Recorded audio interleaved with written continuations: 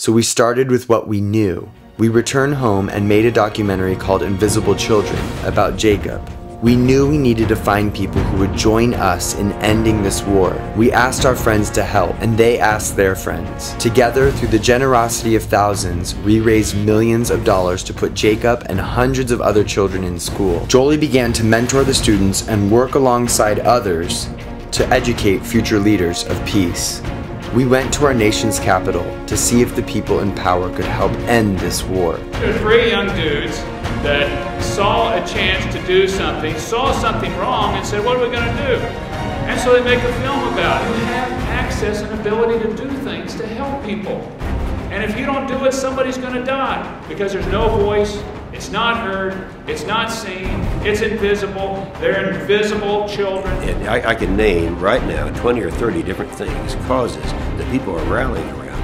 And this just isn't one of them. Yeah. And this is the kids. We don't have any enemies here. We just have apathy and indifference to overcome. And that means that everybody walks out of this room, doesn't write a letter, you're part of the problem.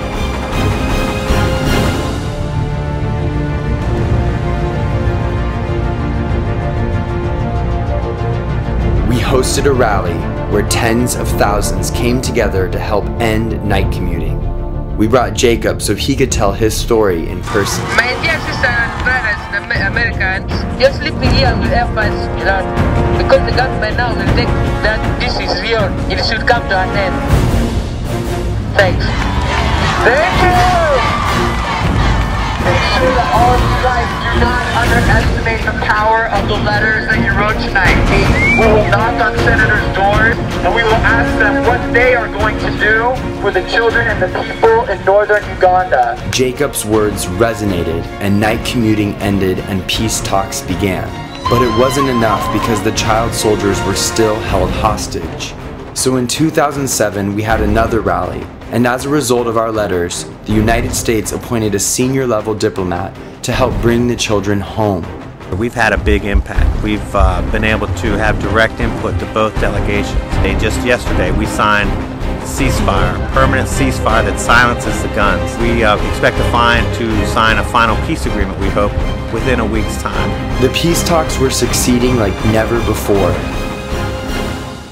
However, there were some who didn't think that Joseph Kony was serious about peace.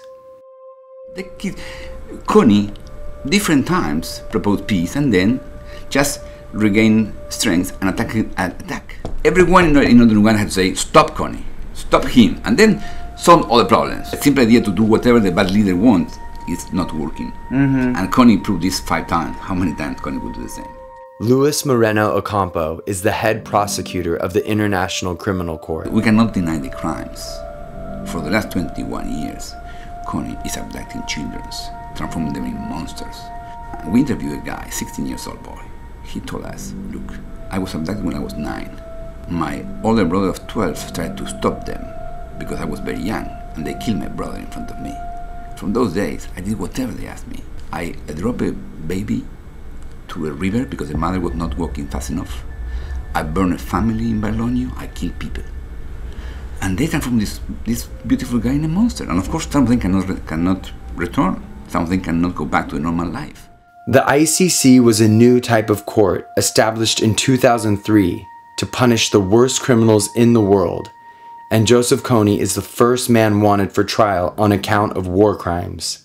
Something interesting, we're not just a court. We're a global criminal justice system. Whoever commits genocide, whoever commits crimes against humanity will be punished. That's the main idea. And Kony is the first guy indicted by the ICC. These guys are committing crimes as a normal way to get power. Allowing Kony to regain forces will be painful, painful, painful. In April 2008, we got the triumphant call. Kony had accepted the agreement, and within days he would sign for peace. The mood in northern Uganda was full of hope.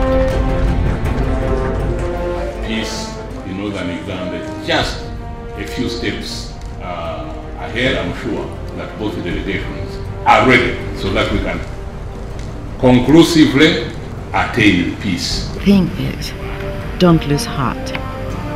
Now that peace that none of us ever believed would come as a matter of time. I need also not to fight again with Uganda government. I'm going to see that everything is perfect. There's going to be peace.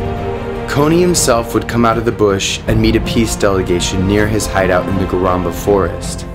We were invited to document the historic moment. Soon, thousands of child soldiers would come home, and Africa's longest war would finally end.